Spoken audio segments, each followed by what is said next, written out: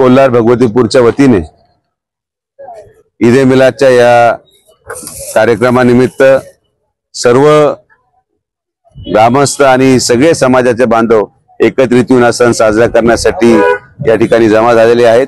सगळ्यांना या सणाचे मी माझ्या विखे पाटील परिवाराच्या वतीने शुभेच्छा देतो। धन्यवाद।